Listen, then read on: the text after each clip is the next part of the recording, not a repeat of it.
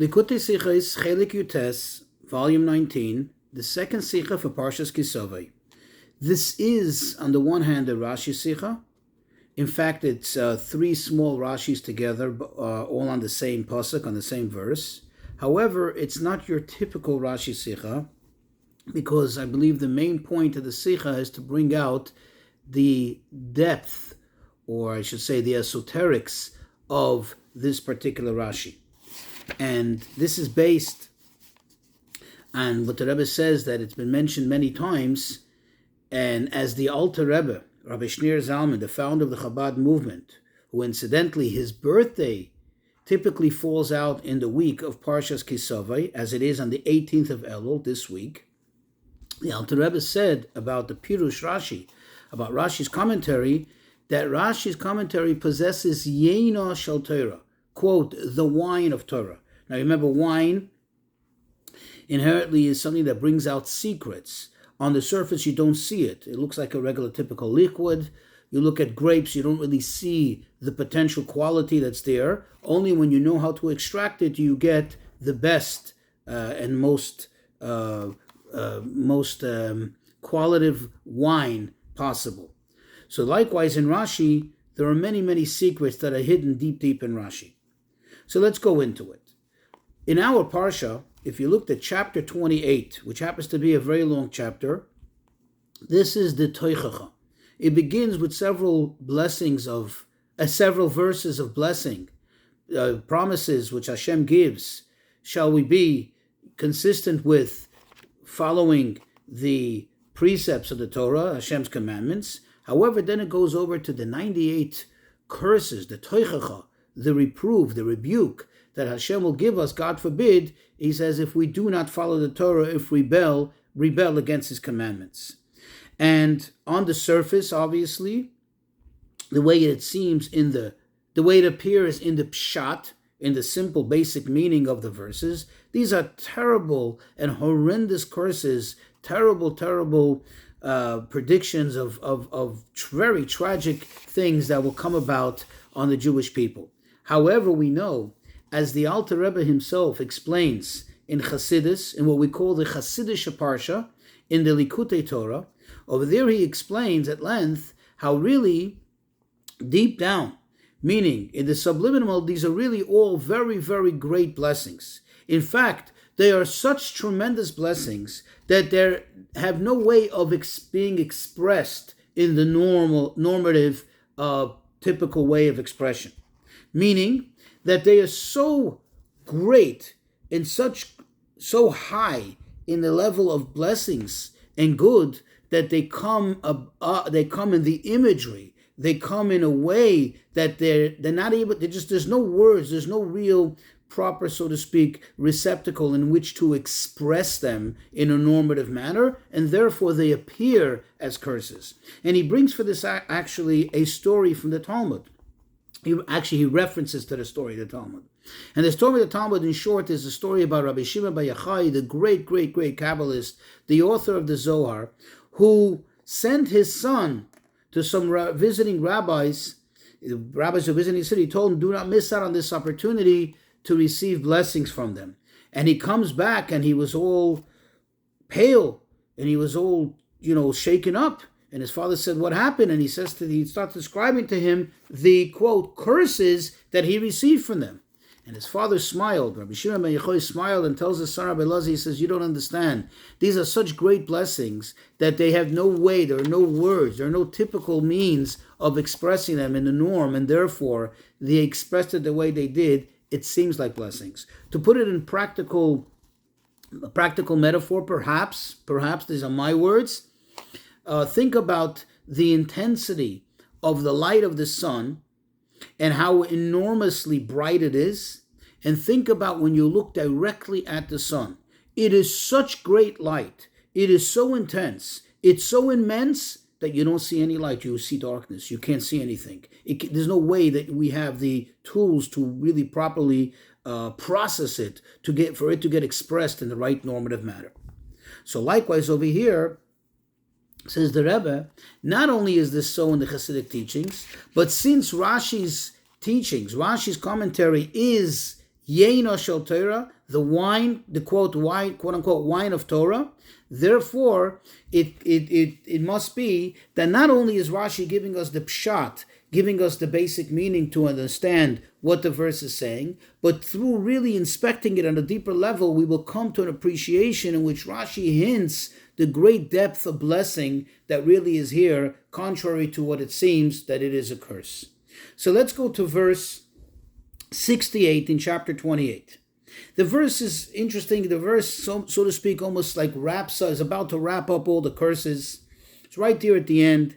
And it seems like it's giving like the last final smack, the last blow. And by the way, this makes sense logically. That it seems to intensify the curses, the severity of the harshness seems to intensify and become elevated more and more as the verses progress. Since this comes at the end, it follows logically that this too is kind of like even a greater curse or a more severe punishment than its preceding curses that appeared. What does it say? It says, "Vehishivcha Hashem b'tzrayim b'onias." Hashem will have you return. Hashem will bring you back to Egypt in onias. Onias are like ships, galleys. In the way that he said to you, you shall no longer return. You shall never see it again. And there you will sell yourselves you will attempt to sell yourselves to your enemies as servants, as slaves, and there will be no buyers. Ve'ein kona.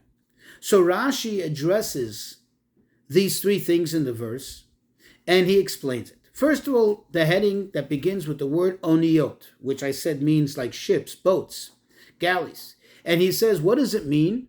Rashi says two words. Bisvinois, in ships, in captivity. We'll soon analyze. The next Rashi says, goes on the words, V'hismakartem shom loivecha, you'll sell yourself there to your enemies. Says Rashi, quote, you will seek to have yourself sold to your enemies as servants and slaves. And then the third Rashi on this verse, on the word ve'ein konan, there'll be no buyers. In that heading, says Rashi, because there will be decreed upon you total doom and extermination, annihilation. Now, in order to really understand what Rashi is trying to bring out, in other words, because it doesn't, on the surface, it doesn't really seem that Rashi is giving us much great insight, or certainly not necessary insight, so to speak, because it seems to be obvious and clear from the verse, and it doesn't really seem that Rashi is really adding a tremendous amount to the verse.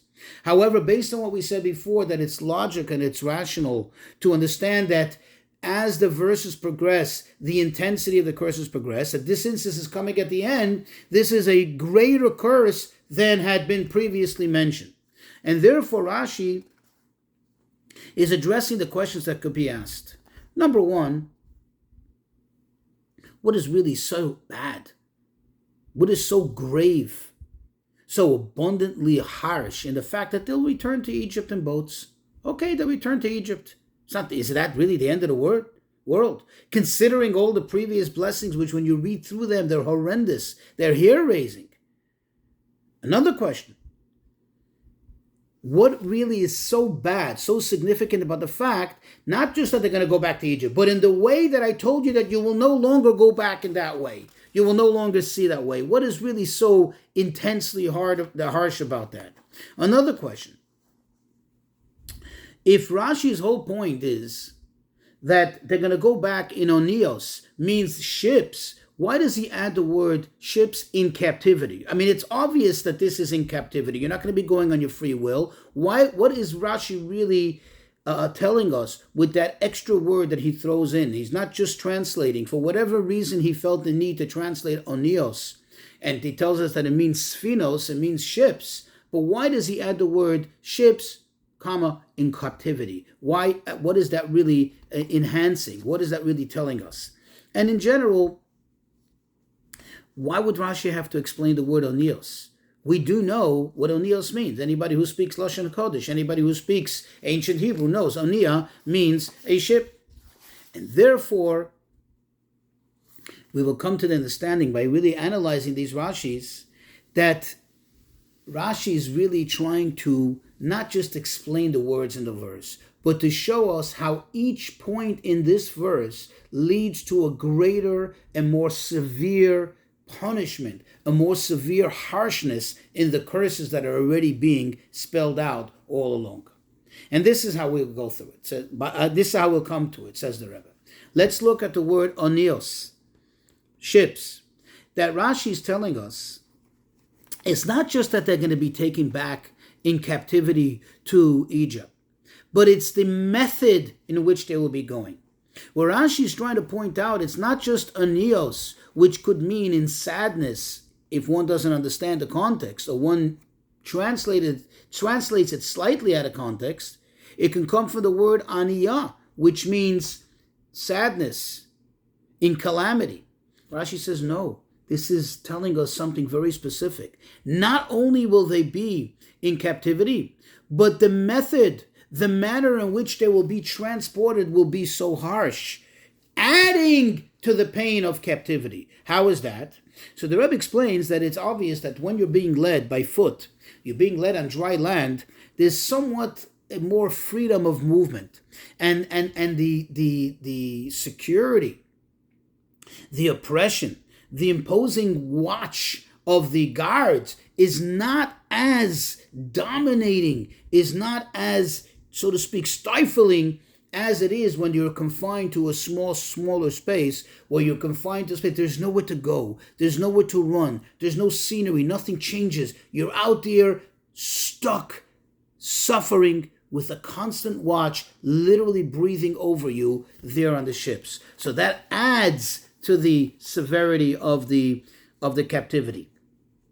Now the next point that he says, in the way that I told you not to go in that way, right? Remember, Hashem says that it's going, not only being taken to Egypt, but you're going to go in that same way that I told you not to go. Think about it. What is that way? How does the Torah always describe the way that the Jews traveled when they traveled from Egypt to Israel as free people? Well, the Torah describes it as a place which is a scary desert, a place which is barren. There is no whatsoever supplies and no whatsoever accommodations for normal civilization. In fact, it's full of snakes and scorpions and all kinds of dangerous elements. And thirst. There's no water. But interesting, that road was once taken by the Jews. But when you took that road, you took it with tremendous miracles. You enjoyed the grace of Hashem.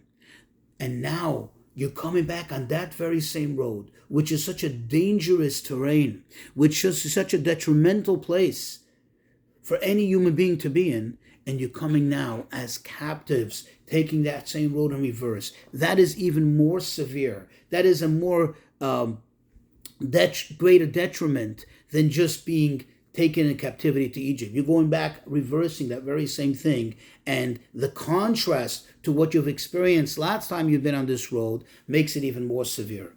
The next point, and you will try to sell yourself there to slaves. Again, this is not just saying that you're going to be captives. That this is saying you yourself are going to beg, are going to yearn, are going to do whatever you can to try to get out of the clutches of your captors. That's how severe it will be. That you'll even beg to be sold as slaves. You will try to convince them to give you that allowance to sell yourself as slaves. Imagine how bad it is that if you're in the hand of captors already, you're already in captivity, and you will opt to go into a greater captivity or a different type of captivity as slaves, as maidservants, just to get out of the clutches. Imagine how severe that is. Imagine how terrible the oppression will be. And to who? That's the next step. To your enemies. In other words, you'll be ready to sell yourself even to your enemies. Not just to sell yourself to a neutral party, with maybe perhaps some kind of subconscious hope that they will be kind to you.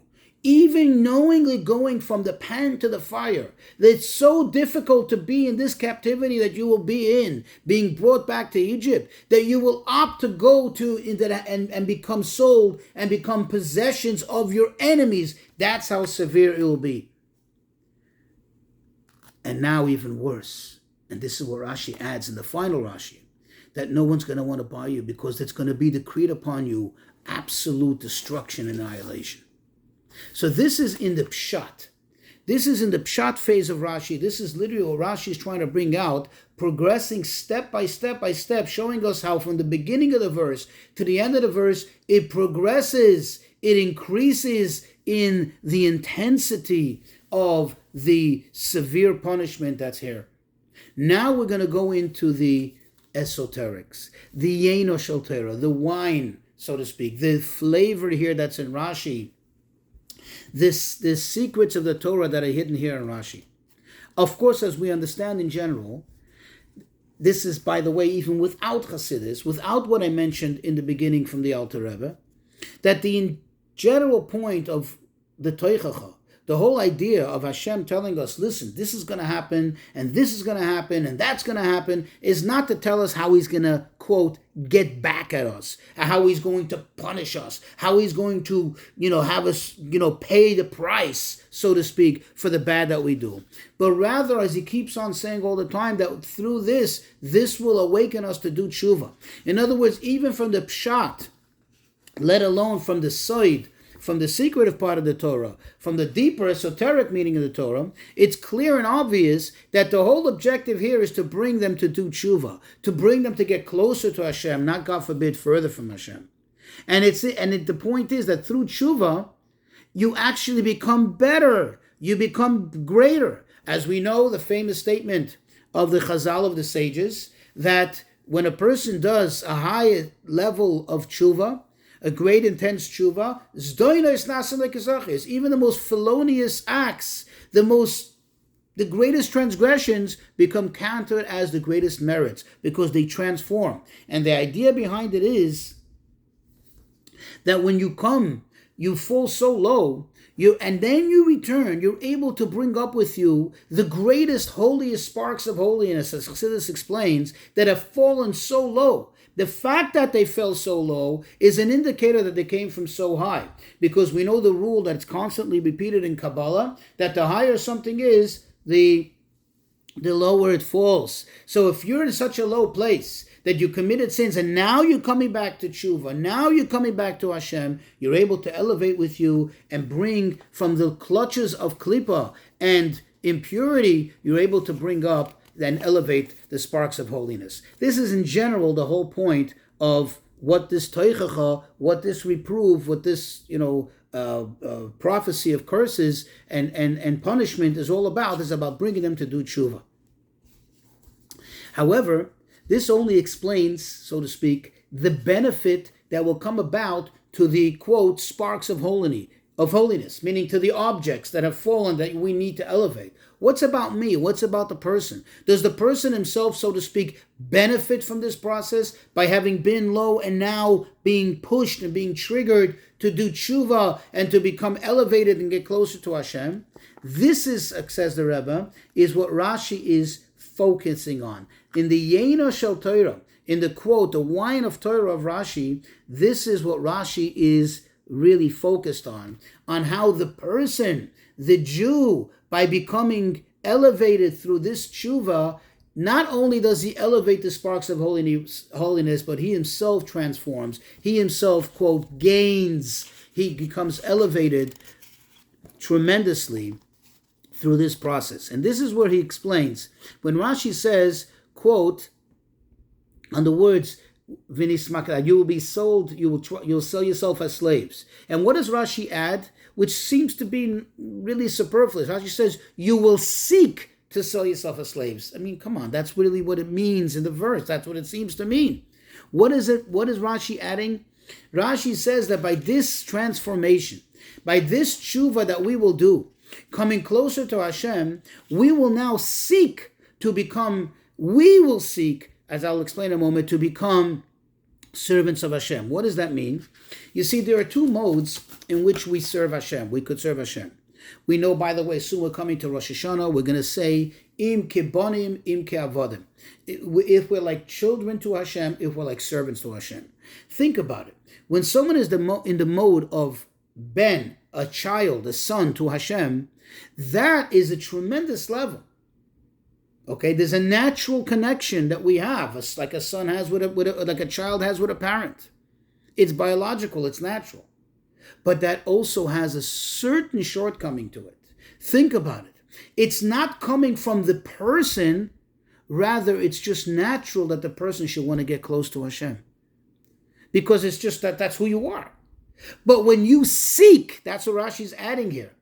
When you are seeking to be a servant of Hashem. And what is a servant? A servant really is not biologically connected to the master. A servant does not have the excitement in helping the master and doing for the master. He doesn't gain anything for it. It's not his father, it's not him, it's not who he is.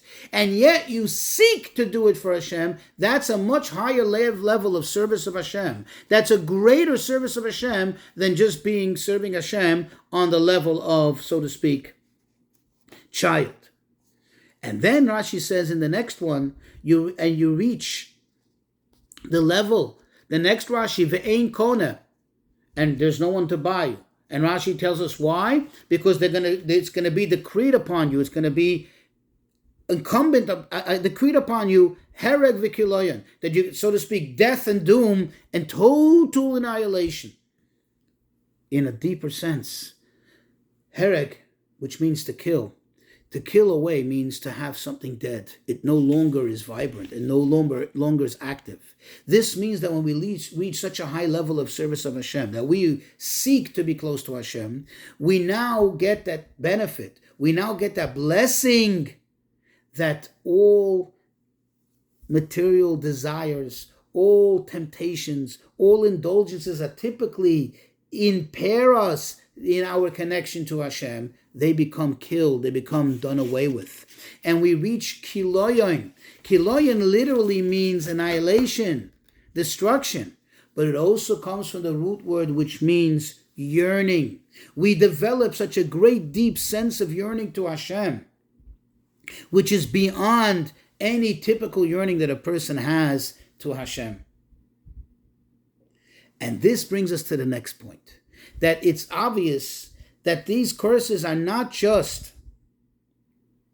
it's not just the curses, it's not just, so to speak, the infliction of these things that bring us closer to Hashem, but if we really think about it, the entire process of a person even doing sins in the first place, a person slipping into a place where they really shouldn't be, also comes from Hashem.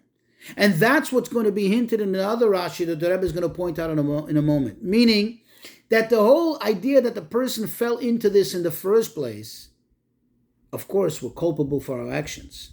But who pushed us here? Who put us in this predicament? Who guided us and who really kind of like pushed us into this corner? It's Hashem. Why would he do it? Why would he want to trip us up? The answer is because there's a process here. That even when a person sins, the sin itself is to bring the person later to the tshuva. And through that to a much higher place than they would have ever been had they not fallen into that tight spot, had they not been in that bad place first. And this Rashi hits with the words when he says, Ba'onios, that, how does he translate it? He says in the ships, in captivity. Beshivya. Why did he add that word? We asked that question. Rashi is hinting that the reason why you are in these sphinos, the reason why you are in these boats, in this peculiar situation, in this predicament, is for the shivya purpose. The shivya being the word shuva, the ultimate return. You're not here in this predicament. You're not here in the high seas, in the middle of a storm, just for the sake of being there. You're in this storm, in this predicament, in order for you to later come to that greater point of shivya, of return to Hashem. And now we can better appreciate why Rashi felt the need, according to this Yena Shel Torah, to translate the word onias. If you remember, we asked the question, everybody who speaks ancient Hebrew knows onias means ships. Why did Rashi have to say Sfinos? Because if you look closely, if you analyze it, Onios is in Lashon Kodesh, is in ancient Hebrew. The word Sfinos is in Targum in Aramaic. What does that represent? Onios represents, since it's from Lashon Kodesh, it represents more the spiritual realm, the higher realm. Meaning, what is a boat? What is a ship? By definition, it's something to protect you against the dangers of the water. So there's that spiritual protection that comes from above. That is represented in the word onios. What Rashi is indicating, or Rashi is hinting, is that this is brought down and manifests itself into the idea of sphinos, into the Aramaic, so to speak. Aramaic is already a low world. It's not a holy language like Hebrew. Into the actions that we do here, the Torah and mitzvahs that we do here in this material physical world. That is the ultimate, so to speak, the ultimate protection, the ultimate means through which we reach Hashem in the ultimate manner. So this was just an attempt. I have to say, this Sicha really should be learned inside, should be studied in detail, but this is just a summary, an attempt to really put together, the main points of this Sicha.